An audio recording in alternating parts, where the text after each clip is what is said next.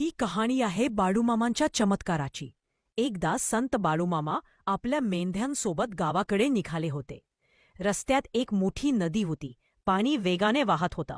सगळे मेंढपाळ घाबरले आणि म्हणाले, "मामा, आता नदी पार कशी करायची?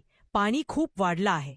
बाळूमामा शांत हसले आणि म्हणाले, "माझ्या लेकरांनो, घाबरू नका. विठ्ठल आपल्या सोबत आहे."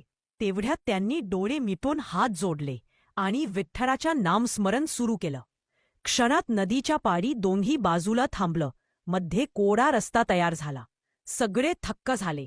मेंढ्या, लोक सगळे सुखरूप नदी पार गेले. पलीकडे पोचल्यावर बाळूमामांनी नम्रपणे म्हटलं, "हे माझ्या सामर्थ्य नाही, हा विठ्ठलाचा आशीर्वाद आहे. मनापासून श्रद्धा असेल तर देव नक्कीच मार्ग दाखवतो."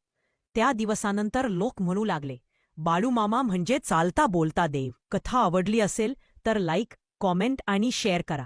आणि अशाच भक्तिभावाच्या कथा ऐकण्यासाठी सबस्क्राईब जरूर करा.